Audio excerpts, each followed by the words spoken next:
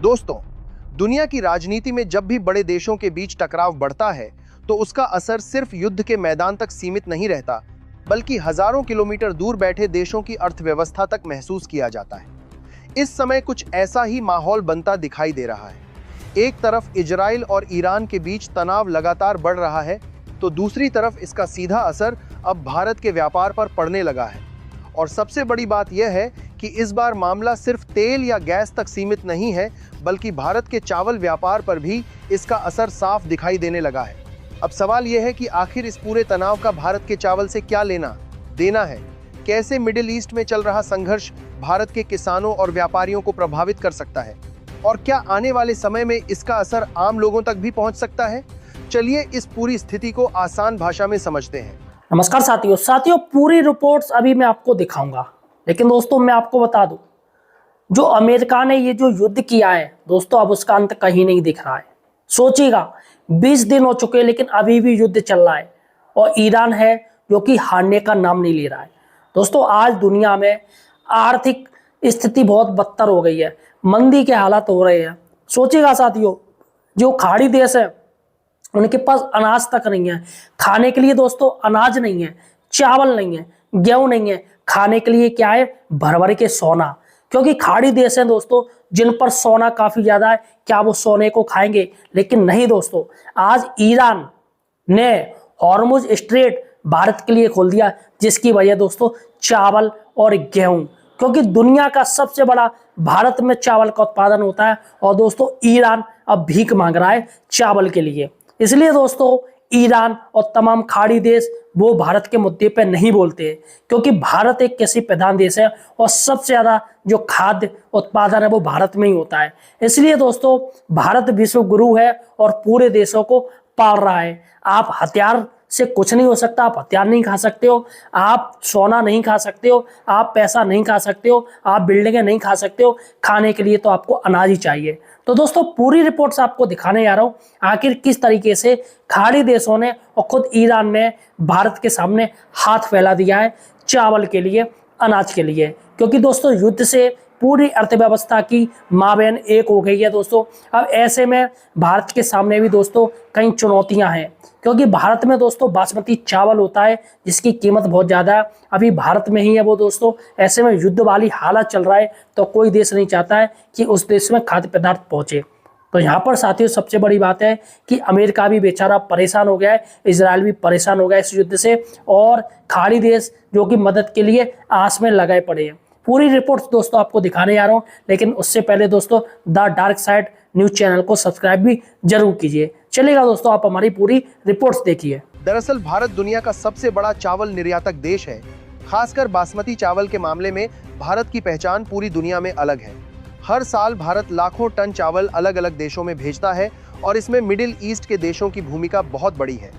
Iran, Iraq, Saudi अरब और खाड़ी के कई देश भारत से बड़ी मात्रा में चावल खरीदते हैं। लेकिन अब जब इसी क्षेत्र में तनाव बढ़ गया है तो सबसे पहले असर व्यापार के रास्तों पर पड़ रहा है। इस समय सबसे बड़ी चिंता भारतीय एक्सपोर्टरों के सामने खड़ी हो गई है। कई व्यापारियों ने पहले ही बड़ी मात्रा में चावल जहाजों के जरिए मिडिल ईस्ट भेज दिया है, लेकिन अब उन्हें यह डर सता रहा है कि क्या उनके जहाज सुरक्षित तरीके से अपने गंतव्य तक पहुंच पाएंगे या नहीं। जैसे जैसे तनाव बढ़ रहा है, समुद्री रास्तों पर खतरा भी बढ़ता जा रहा है। कुछ जगहों पर जहाजों की निगरानी सख्त कर दी गई है, तो कई जगह शिपिंग कंपनियां जोखिम लेने से बच रही हैं। यही वजह है कि अब कई जहाजों को अपने रास्ते बदलने पड़ रहे हैं। पहले जो जहाज सीधे रास्ते से कुछ ही दिनों में पहुंच जाते थे, अब उन्हें लंबा रास्ता लेना पड़ रहा है। इससे समय भी बढ़ रहा है और खर्च भी। और जब खर्च बढ़ता है तो उसका असर सीधे व्यापार पर पड़ता है। चावल जैसे उत्पाद में मुनाफा पहले ही सीमित होता है। ऐसे में अगर शिपिंग लागत बढ़ेगी तो विदेशी खरीदार दूसरे विकल्प तलाश सकते हैं। आपको जानकर हैरानी होगी कि ईरान भारत के बासमती चावल का सबसे बड़ा खरीदार माना जाता है। भारत से जाने वाले चावल का एक बड़ा हिस्सा सीधे ईरान के बाजार में जाता है। ऐसे में अगर वही देश अस्थिर हो जाए तो इसका असर भारत के व्यापार पर पड़ना तय है। कई रिपोर्ट्स यह भी इशारा कर रही हैं कि अगर हालात और खराब हुए तो बंदरगाहों पर माल उतारने में भी देरी हो सकती है। अब जरा इस पूरी स्थिति को थोड़ा और गहराई से समझिए। अंतर्राष्ट्रीय व्यापार एक बहुत बड़ा नेटवर्क होता है जो समुद्री रास्तों, बंदरगाहों और सप्लाई चेन पर टिका होता है। जब कहीं भी युद्ध या तनाव की स्थिति बनती है तो सबसे पहले इसी नेटवर्क पर असर दिखाई देता है। जहाज़ों का बीमा महंगा हो जाता है, रास्ते बदल जाते हैं और कई बार माल बीच रास्ते में फंस जाता है। भारत जैसे देश के लिए यह स्थिति इसलिए भी ज़्यादा गंभीर है क्योंकि यहाँ से दुनिया के करीब 190 देशों तक अलग अलग तरह का सामान भेजा जाता है। भारत से हजारों प्रकार के उत्पाद विदेशों में जाते हैं, जिनमें चावल एक बहुत बड़ा हिस्सा है। पिछले कुछ सालों में भारत ने चावल निर्यात के जरिए अरबों डॉलर की कमाई की है, लेकिन अब पश्चिम एशिया में बढ़ता तनाव इस पूरे सिस्टम को प्रभावित करता नजर आ रहा है। जब 2024 के अंत में इजराइल और हमास के बीच संघर्ष शुरू हुआ था, तब ऐसा लगा था कि यह टकराव सीमित रहेगा, लेकिन धीरे धीरे हालात बदलते गए और 2025 में ईरान की बढ़ती भागीदारी के बाद यह तनाव और ज्यादा गहरा हो गया।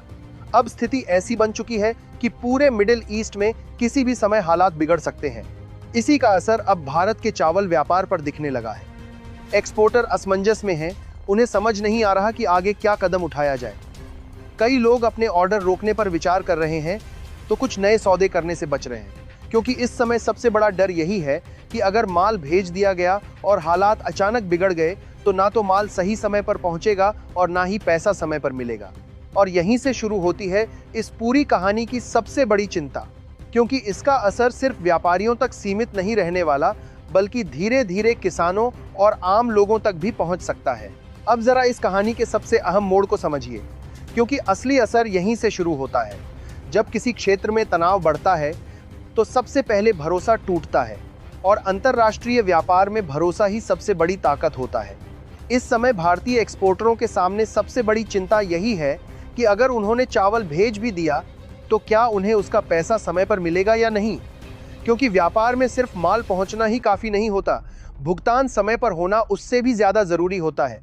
अगर पैसा अटक गया तो पूरा सिस्टम हिल सकता है। कई एक्सपोर्टरों का कहना है कि उन्होंने पहले ही ईरान और मिडिल ईस्ट के देशों से बड़े ऑर्डर ले रखे हैं।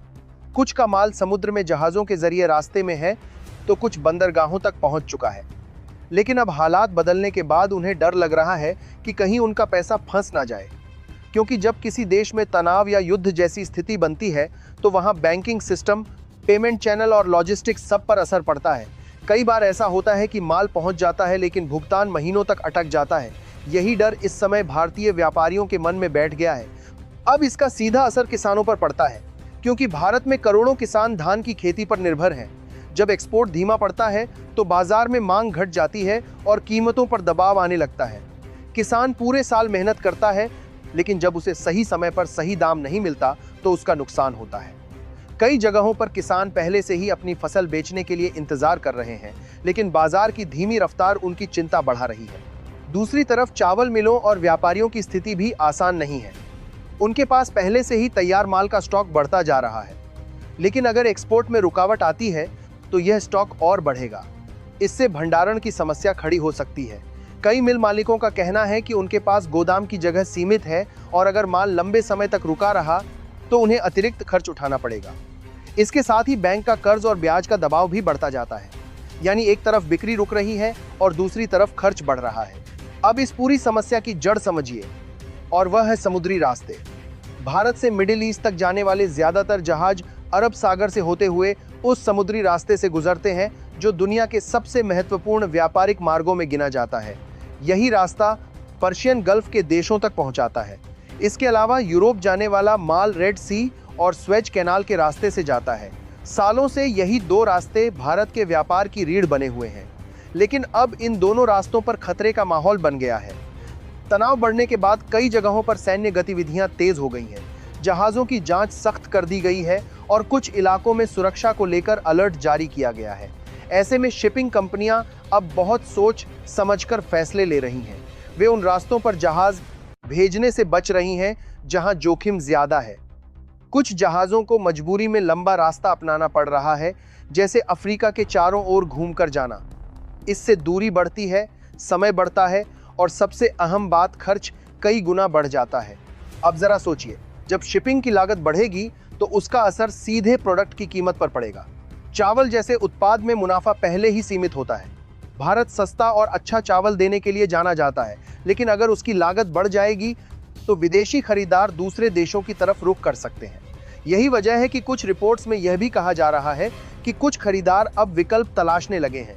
इस समय हालात ऐसे बनते जा रहे हैं कि भारत के कुछ बंदरगाहों पर चावल का स्टॉक जमा होने लगा है। बड़ी मात्रा में चावल तैयार है, लेकिन उसे भेजने में दिक्कत आ रही है। एक्सपोर्टर इंतजार कर रहे हैं कि हालात सामान्य हों ताकि वे अपने ऑर्डर पूरे कर सकें। वहीं दूसरी तरफ विदेशी खरीदार भी जल्दी में कोई फैसला नहीं लेना चाहते।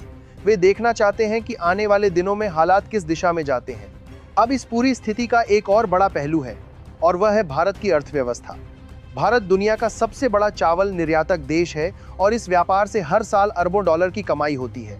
अगर इस सप्लाई चेन में रुकावट आती है तो इसका असर सिर्फ व्यापारियों तक सीमित नहीं रहेगा, बल्कि देश की आर्थिक स्थिति पर भी पड़ सकता है। विदेशी मुद्रा की आमद पर असर पड़ेगा और व्यापार संतुलन भी प्रभावित हो सकता है। सबसे बड़ी चिंता यह है कि इस समय किसी के पास स्पष्ट जवाब नहीं है। अगर हालात जल्द सामान्य हो जाते हैं तो यह समस्या कुछ समय बाद खत्म हो सकती है, लेकिन अगर यह तनाव लंबा चलता है तो इसके असर लंबे समय तक महसूस किए जा सकते हैं। एक्सपोर्टर नए ऑर्डर लेने से बच सकते हैं, किसान उत्पादन कम कर सकते हैं और बाजार की रफ्तार धीमी पड़ सकती है। इसीलिए इस समय भारत के सामने सबसे बड़ी चुनौती यह है कि वह इस अनिश्चित माहौल में अपने व्यापार को कैसे संभाले, कैसे अपने एक्सपोर्टरों को भरोसा दे, किसानों को सहारा दे और सप्लाई चेन को बनाए रखे। क्योंकि यह सिर्फ चावल का मामला नहीं है, यह करोड़ों लोगों की रोजी रोटी से जुड़ा हुआ सवाल है। आने वाले कुछ हफ्ते बेहद अहम होंगे, क्योंकि यही तय करेंगे कि यह संकट एक छोटी परेशानी बनकर खत्म होगा या फिर भारत के चावल व्यापार के लिए एक बड़ी चुनौती में बदल जाएगा। अब देखना यह होगा कि भारत इस स्थिति को कैसे संभालता है। तो देखा साथियों, किस तरीके से भारत ने दोस्तों दिखा दिया कि वह विश्व गुरु बनने के लायक है। दोस्तों आज भारत में एलपीजी महंगी हो गई है। यहाँ पर भारत को चाहिए पेट्रोल और एलपीजी, जो दोस्तों खाड़ी देश देंगे। तो यहाँ पर बहुत ही जल्दी एक सौदा होने जा रहा है कि भारत इनको खाने के लिए रसद देगा और ये खाड़ी देश भारत की ज़रूरतों को पूरा करेंगे एलपीजी और पेट्रोल के माध्यम से। लेकिन दोस्तों फिलहाल ये युद्ध कब तक लंबा चलेगा इसे कोई नहीं जानता है। फिलहाल एक छोटा सा देश ईरान ने तमाम पूरे विश्व की अर्थव्यवस्था को चौपट कर दिया है।